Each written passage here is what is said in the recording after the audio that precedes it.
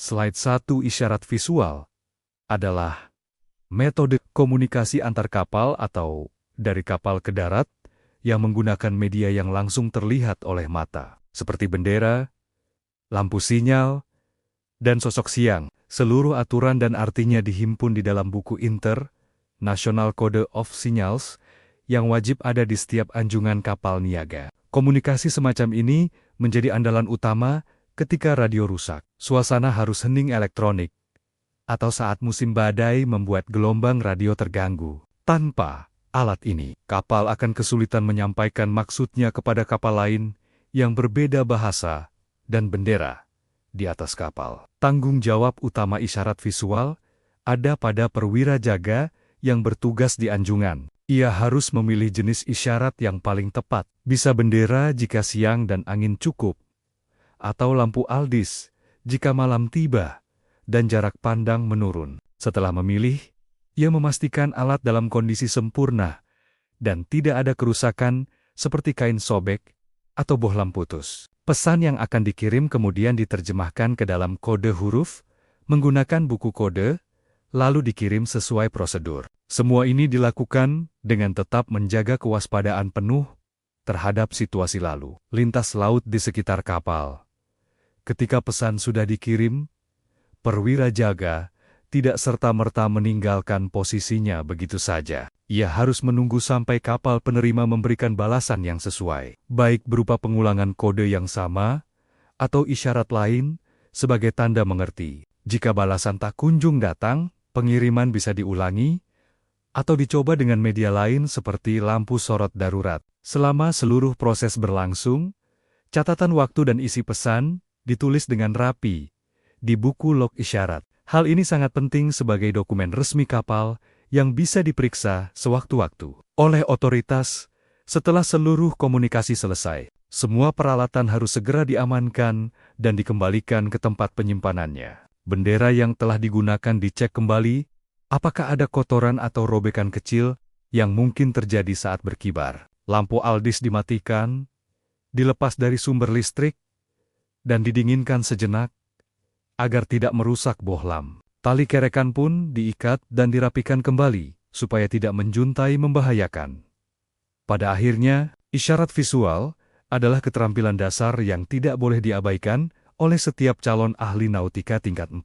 Mereka harus menguasai bukan hanya teori di kelas, tetapi juga praktik langsung di atas kapal. Dengan pelatihan berulang, seorang perwira akan mampu mengoperasikan isyarat visual dengan tenang, meskipun dalam situasi mendesak. Keahlian ini pula yang menjadi salah satu penilaian saat uji kompetensi di depan pengawas pelabuhan. Karena itu, materi ini menjadi pondasi penting yang akan terus dipakai sepanjang karier pelaut profesional.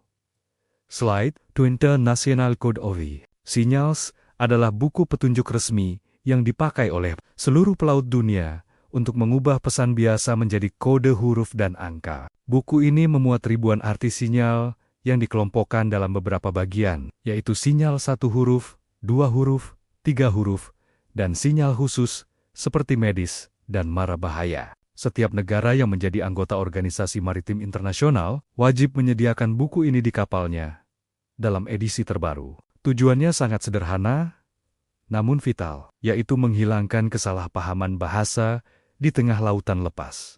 Struktur buku dirancang agar mudah dicari bahkan dalam kondisi panik sekalipun. Halaman-halaman awal berisi indeks, kata kunci yang langsung menunjuk ke kode huruf yang dimaksud. Misalnya, jika ingin menyampaikan, "Saya perlu bantuan dokter." Pengirim mencari kata dokter di indeks lalu mendapatkan kode AN. Kode ini lalu dikirimkan dengan bendera atau lampu, dan penerima membaca arti yang sama dalam bahasa mereka. Inilah inti dari prinsip kerja buku kode isyarat internasional yang memudahkan komunikasi multibahasa. Selain untuk komunikasi harian, buku ini juga berperan besar dalam keadaan darurat. Sinyal seperti NC, yang berarti saya dalam keadaan darurat, butuh pertolongan segera, bisa langsung dimengerti oleh kapal manapun. Bahkan, ada sinyal 1 huruf seperti kelima, yang berarti saya memerlukan bantuan tanpa perlu mengeja kata-kata panjang. Karena pentingnya, buku ini biasanya dilengkapi dengan tab plastik penanda di bagian-bagian kritis. Tak jarang, perwira senior akan meminta anak buahnya menghafal setidaknya 10 sinyal darurat utama. Dalam penggunaannya, buku kode isyarat internasional harus dijaga agar tidak basah, lembab, atau robek karena sering dibolak-balik. Di anjungan, buku disimpan dalam kotak khusus berdampingan dengan buku catatan log isyarat. Setiap selesai pakai, pelaut wajib mencatat halaman dan kode yang dipakai, serta arti pesannya di buku log. Buku yang rusak harus segera diganti dengan edisi terbaru agar semua arti sinyal tetap mengacu pada standar terkini.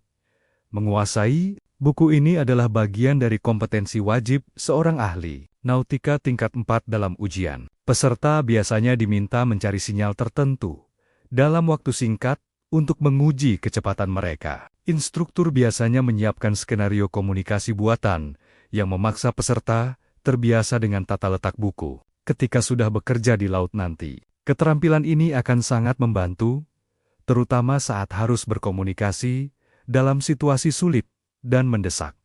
Slide 3 set bendera isyarat internasional dibagi menjadi huruf A sampai Z, ditambah 10 bendera angka, dan 3 bendera pengulang untuk efisiensi pengiriman. Masing-masing bendera punya warna dan corak yang khas. Misalnya, A bersegi 4 dengan setengah putih, setengah biru. B berwarna merah seluruhnya, dan C bergaris-garis biru putih merah.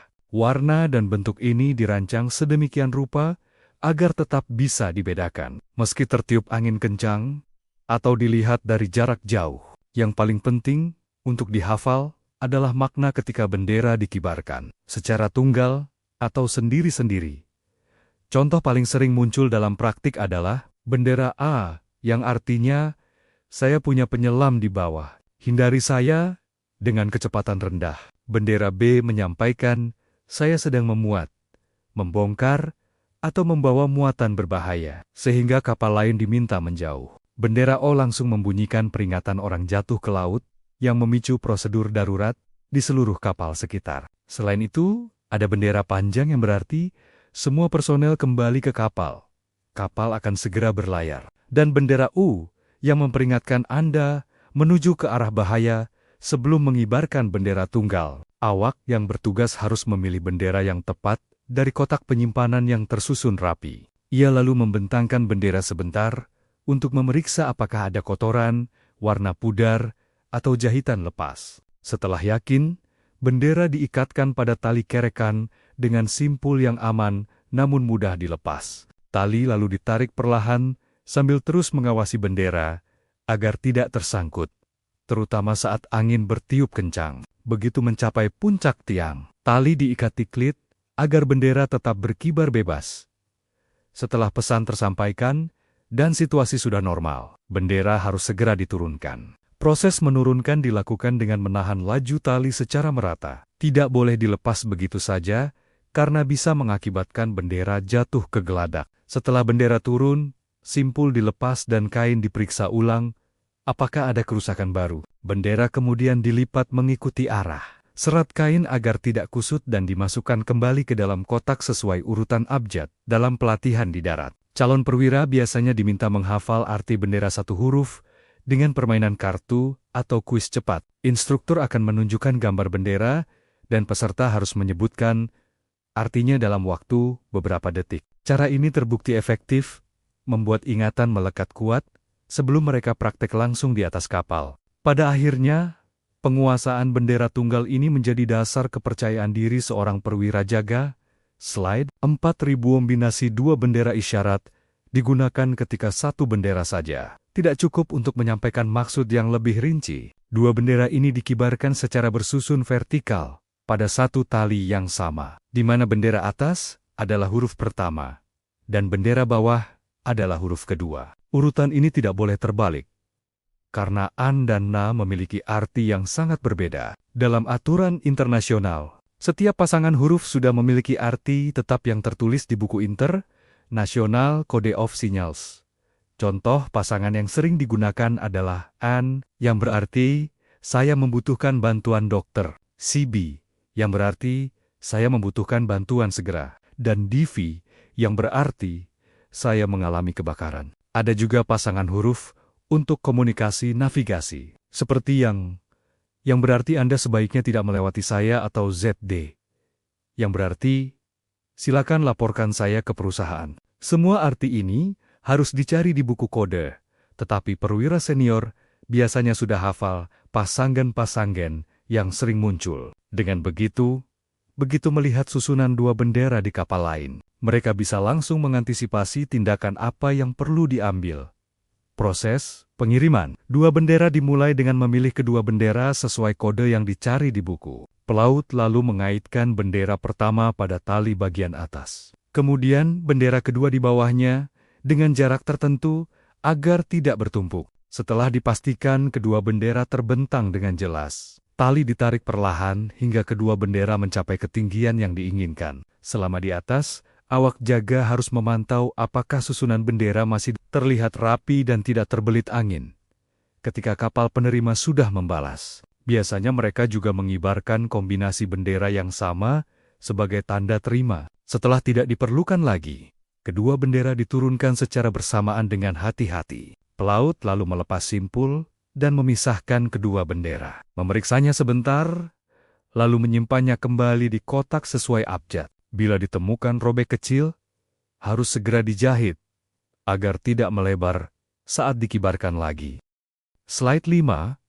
Prosedur menaikkan atau hosting dan menurunkan atau lowering bendera isyarat bukan sekadar menarik dan mengulur tali, melainkan ada teknik khusus agar kain tetap awet. Sebelum memulai, pelaut memeriksa seluruh komponen kerekan, mulai dari tali, blok katrol, hingga klit pengaman. Jika katrol terasa serat, bisa diberi sedikit pelumas khusus agar putarannya ringan. Tali yang sudah mulai berjumbai atau ada simpul mati harus diganti atau dilepas dulu, karena bisa mengganjal saat ditarik setelah semua siap. Bendera yang sudah dipilih dikaitkan pada tali menggunakan simpul yang kuat namun mudah dilepas. Petugas kemudian memegang ujung tali dengan kedua tangan.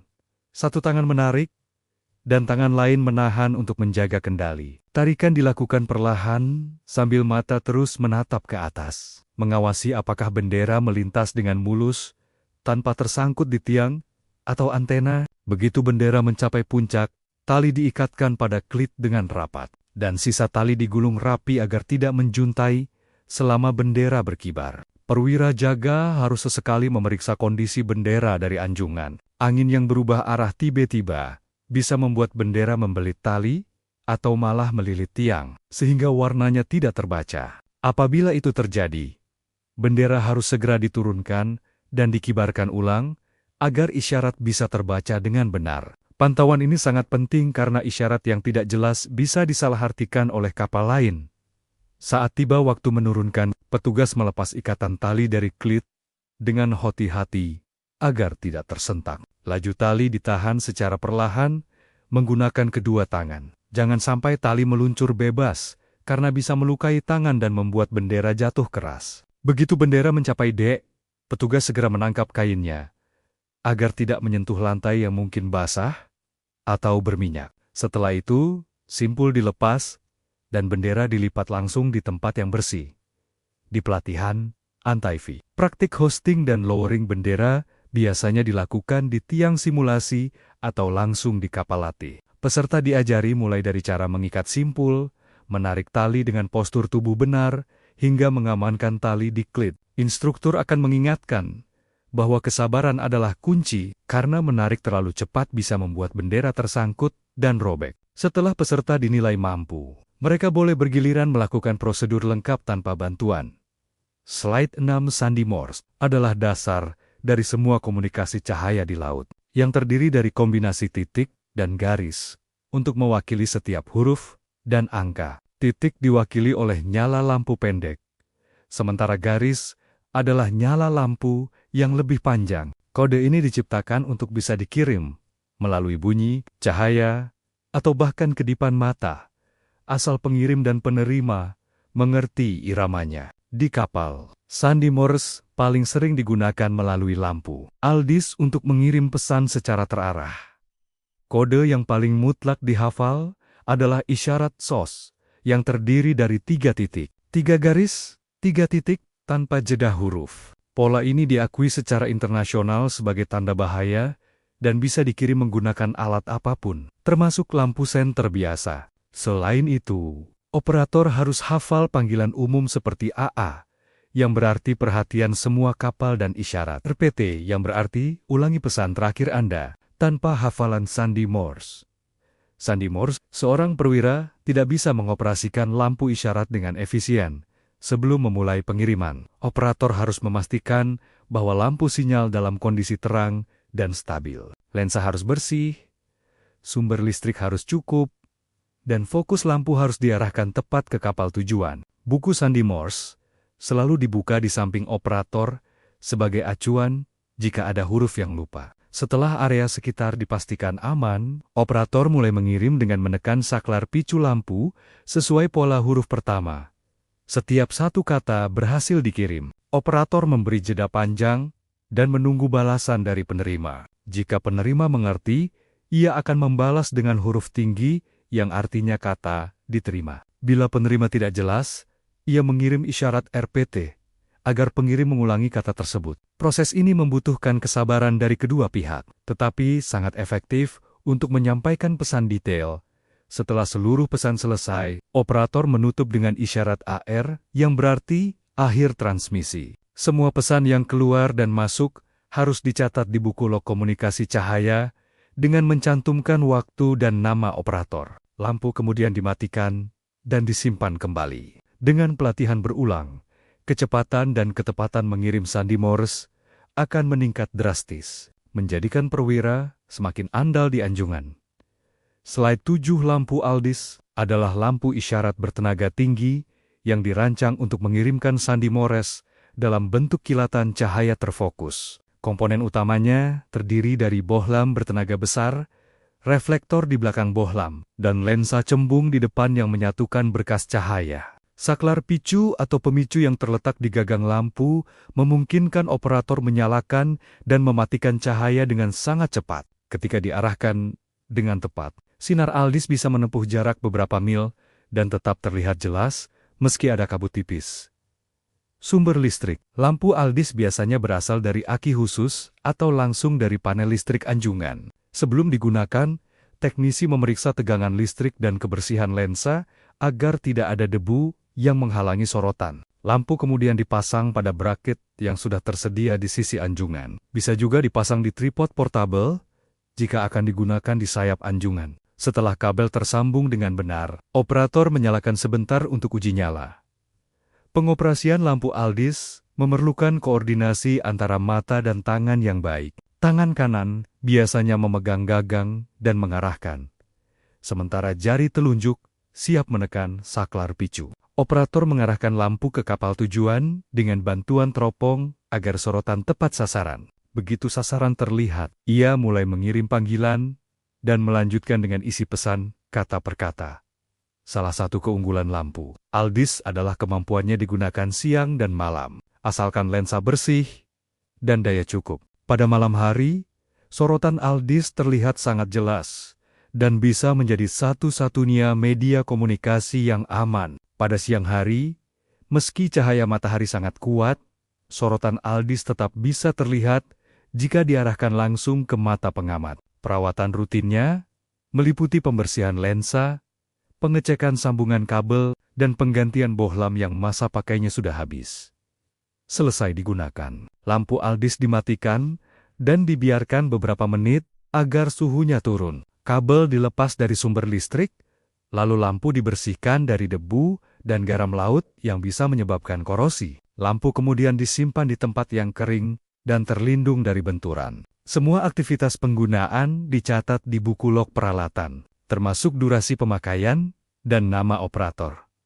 Slide 8 prosedur operasi lampu. Aldis yang benar memerlukan tahapan baku agar komunikasi berjalan lancar dan aman. Tahap persiapan dimulai dengan mengecek kondisi lampu dan seluruh sambungan listriknya. Operator membuka buku sandi Morse di halaman yang mudah dijangkau, menyiapkan kertas dan pensil untuk mencatat pesan balasan. Setelah lampu dipasang di bracket dan diarahkan ke kapal tujuan, operator menguji nyala lampu sekali Untuk memastikan fokusnya tepat, tahap pengiriman dimulai dengan isyarat panggilan yang standar, yaitu mengirimkan huruf A berulang sebanyak 3 kali. Ini artinya panggilan untuk semua kapal atau kapal ini ingin berkomunikasi. Kemudian operator mengirim huruf D yang artinya dari, diikuti nama kapal atau tanda panggil kapal. Setelah itu, operator mengirim huruf K sebagai kode bahwa ia undang penerima untuk mengirim balasan.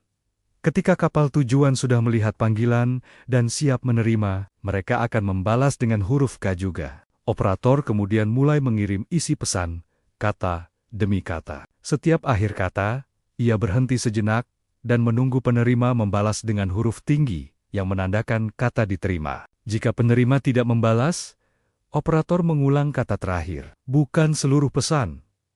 Selama pengiriman, operator tetap memonitor suhu lampu dengan menyentuh bagian luar bodi lampu secara berkala. Jika terasa terlalu panas, operator bisa memberikan jeda beberapa detik sambil berpura-pura mengecek catatan. Hal ini penting karena bohlam yang terlalu panas bisa langsung putus di tengah pesan penting. Selain itu, operator juga harus waspada terhadap pergerakan kapal sendiri dan kapal tujuan agar arah lampu tetap terjaga.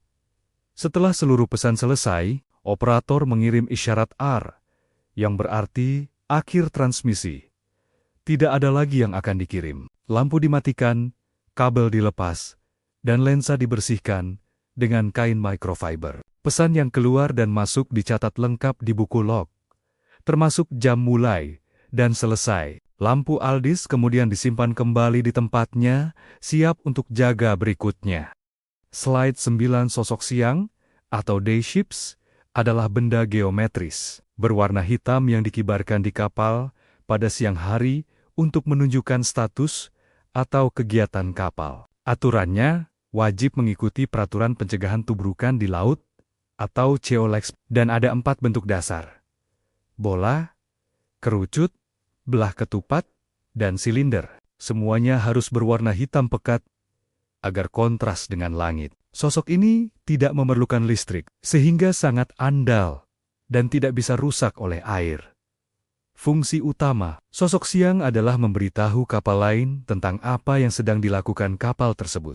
Kapal yang sedang berlabuh harus memasang 1 bola hitam di tiang depan. Kapal yang kandas menunjukkan 3 bola hitam yang disusun vertikal. Kapal yang terkendala oleh syarat air wajib memasang sebuah silinder hitam. 2 kerucut yang saling bertemu puncaknya menandakan kapal sedang memancing.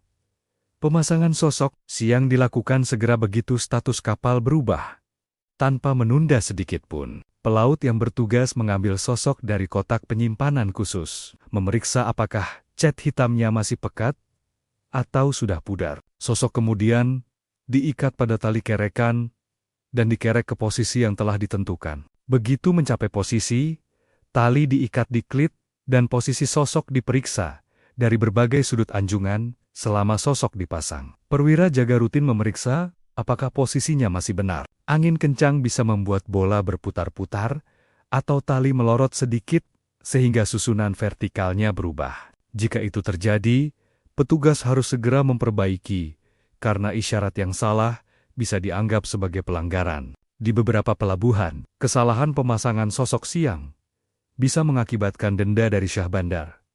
Setelah kondisi kapal berubah, misalnya dari berlabuh menjadi siap berlayar, sosok siang harus segera diturunkan. Prosesnya sama seperti menurunkan bendera, yaitu menahan tali perlahan dan menangkap sosok agar tidak membentur geladak. Setelah dilepas dari tali, sosok dibersihkan dengan kain kering dan disimpan kembali dalam kotaknya. Semua aktivitas pemasangan dan penurunan dicatat di buku log slide. 10 prosedur pemasangan sosok siang memiliki aturan ketat mengenai tata letak dan posisi yang tidak boleh diabaikan. Pertama, pelaut harus mengidentifikasi dengan tepat status kapal saat itu. Apakah berlabuh, kandas, terbatas olah gerak, atau sedang menangkap ikan. Setelah jelas, ia membuka daftar singkat yang biasanya ditempel di dinding anjungan untuk memastikan sosok yang harus dipasang. Bila kapal berlabuh, 1 bola hitam diambil dari kotak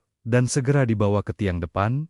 Sebelum mengerek tali dan katrol pada tiang, diperiksa agar tidak serat atau macet. Bola atau kerucut diikat menggunakan simpul yang sangat kuat, karena jika lepas di tengah jalan, bisa jatuh menimpa awak. Untuk susunan vertikal, seperti 3 bola, digunakan tali terpisah yang diikatkan pada masing-masing bola, lalu ketiganya dikerek secara bersamaan. Pelaut harus memastikan bahwa bola pertama di posisi bawah, bola kedua di tengah, dan bola ketiga di puncak dengan jarak yang seragam saat menarik tali. Petugas melakukannya dengan gerakan halus, sambil memeriksa apakah ada sosok yang berputar atau miring. Setelah mencapai ketinggian yang tepat, tali diikat kuat di klit, dan sisa tali digulung. Setelah terpasang, perwira jaga berjalan ke sayap anjungan dan memandang dari berbagai arah untuk memastikan sosok benar-benar terlihat jelas. Bila ada bagian yang tertutup antena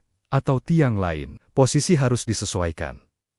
Selama jam jaga, perwira harus rutin mengamati sosok siang, terutama jika cuaca berubah atau angin makin kencang. Bila ada sosok yang miring, harus segera diperbaiki dengan menurunkan sebentar, lalu mengereknya kembali. Ini adalah tanggung jawab jaga yang tidak bisa diwakilkan pada awak biasa tanpa pengawasan. Awak yang sedang belajar bisa dilibatkan, tetapi tetap di bawah bimbingan perwira senior. Ketika kapal sudah tidak lagi dalam status yang mewajibkan sosok, proses penurunan dilakukan segera. Sosok dilepas dari tali. Diperiksa apakah ada goresan atau pengelupasan cat. Lalu disimpan rapi di kotak. Cat hitam yang mulai pudar harus segera dilaporkan agar bisa dicat ulang saat kapal sandar. Catatan waktu pemasangan dan penurunan di buku log adalah bukti bahwa kapal telah mengikuti aturan dengan benar. Slide 11 semafor adalah teknik komunikasi visual jarak dekat yang menggunakan sepasang bendera kecil berbentuk persegi dengan warna merah dan kuning. Seorang pemberi isyarat berdiri di tempat terbuka dan menggerakkan kedua lengannya, membentuk sadit-sadit tertentu yang masing-masing mewakili satu huruf. Metode ini sangat efektif untuk jarak yang terlalu jauh untuk berteriak, tetapi terlalu dekat untuk menggunakan lampu aldis. Meskipun saat ini jarang digunakan, keterampilan semafor tetap diujikan dalam kompetensi ahli nautika. Gerakan semafor memiliki posisi dasar di mana kedua bendera dipegang menjuntai ke bawah lurus. Dari posisi ini, lengan digerakkan ke berbagai sudut, lurus ke atas, serong, ke samping, atau menyilang di depan dada. Sebagai contoh, huruf A dibentuk dengan lengan kiri lurus ke samping dan lengan kanan lurus ke bawah. Setiap huruf ditahan sekitar 2 detik agar penerima sempat mencatat atau mengingatnya.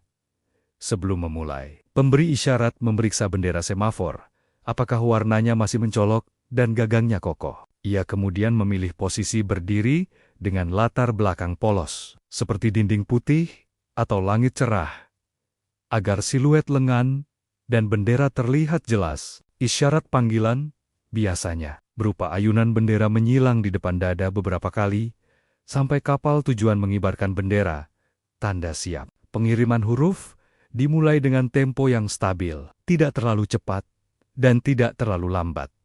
Komunikasi semafor membutuhkan konsentrasi tinggi dari kedua belah pihak. Penerima harus menulis setiap huruf yang dikirim di buku catatan dan menyusunnya menjadi kata.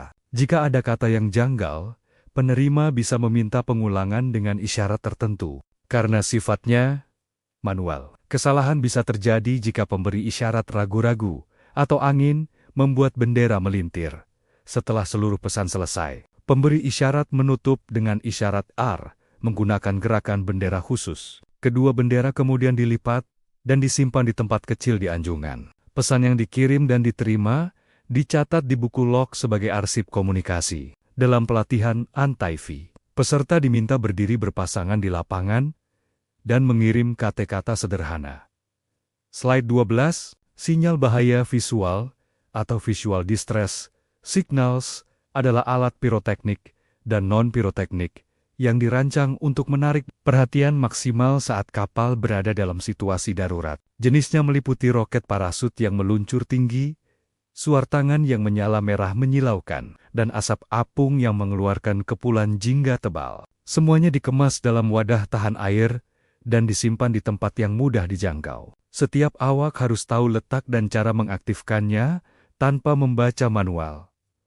Suar tangan dioperasikan dengan memegang ujung bawah yang lebih dingin, lalu menarik cincin pengaman dengan sekali sentakan. Begitu menyala, api merahnya tidak boleh dilihat langsung karena sangat menyilaukan. Suar diarahkan ke atas dan sedikit keluar kapal agar terlihat dari kejauhan. Satu batang suar tangan bisa menyala sekitar 1 menit dan cukup untuk memandu kapal penolong.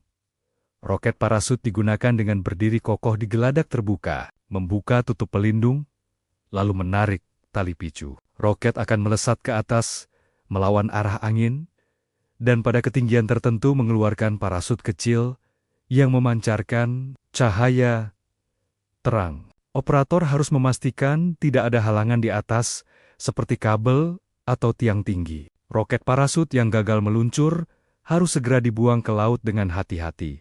Setelah semua sinyal digunakan, selongsong dan sisa alat dikumpulkan di tempat khusus benda tajam dan tidak boleh dibuang ke laut sembarangan. Nahkoda harus melaporkan aktivasi sinyal darurat ke stasiun radio pantai dan mencatatnya di buku log. Persediaan sinyal yang sudah terpakai harus segera diganti begitu tiba di pelabuhan. Jumlah dan tanggal kedaluarsa selalu diperiksa saat inspeksi keselamatan dalam diklat Antaifi. Peserta dikenalkan dummy atau alat peraga sinyal darurat.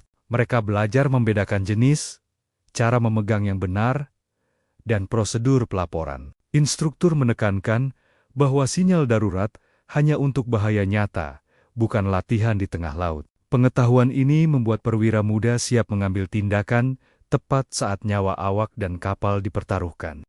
Slide 13, lampu navigasi bukan sekadar lampu biasa, melainkan isyarat visual wajib yang menunjukkan eksistensi, ukuran, arah, dan status kapal di malam hari. Aturannya rinci dalam COLRIS, mulai dari sudut pancar, warna, hingga ketinggian lampu dari permukaan laut. Warna putih untuk lampu tiang dan buritan, merah untuk lambung kiri, hijau untuk lambung kanan. Semua lampu ini terhubung ke panel kontrol khusus di anjungan.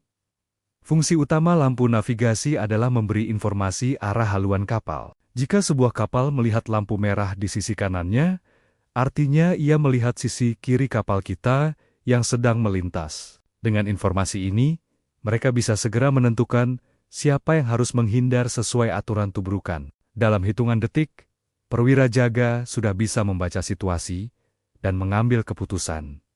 Sebelum senja, teknisi memeriksa seluruh lampu satu persatu, membersihkan kaca dari garam, dan mengganti bohlam yang redup. Setelah itu, panel dinyalakan, dan setiap lampu diperiksa dari luar kapal. Jika ada lampu mati, panel akan membunyikan alarm kecil dan indikator menyala merah.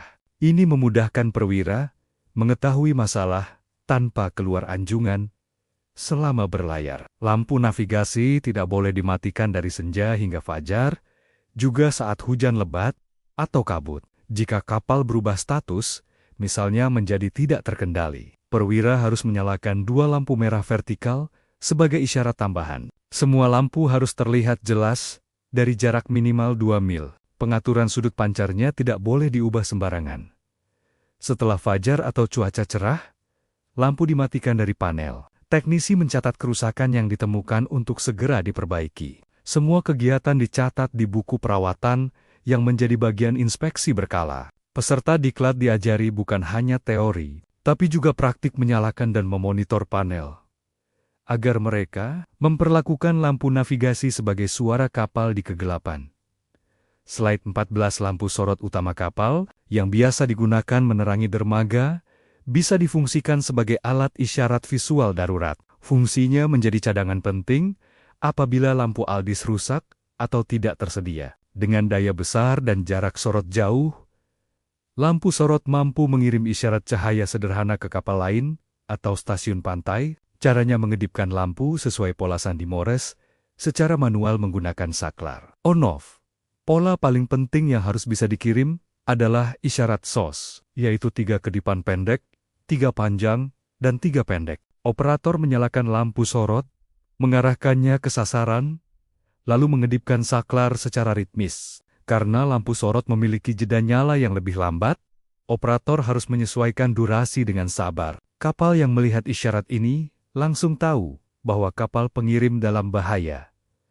Sebelum menggunakan lampu sorot, teknisi memastikan suplai listrik cukup dan tidak mematikan peralatan penting lain. Setelah aman, lampu diarahkan ke sasaran melalui panel kontrol di anjungan atau manual di dek. Operator menyalakan dan mematikan sesuai pola, sambil mengawasi ada tidaknya balasan. Komunikasi ini bisa berlangsung dalam gelap, total hanya mengandalkan cahaya putih.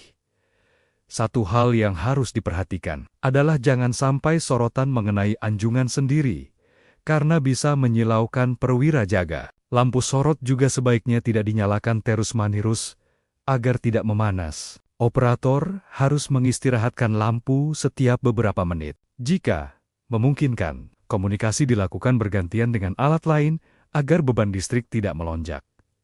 Setelah darurat teratasi, lampu sorot dimatikan dan penggunaannya dicatat di logbook. Mencakup waktu, pola isyarat, dan kapal yang membalas. Dokumentasi ini bisa menjadi bukti penting saat investigasi. Dalam pelatihan, prosedur ini disimulasikan di ruang gelap menggunakan lampu sorot mini. Peserta belajar bahwa kreativitas menggunakan alat yang ada sangat dihargai, asal tidak melanggar prosedur keselamatan.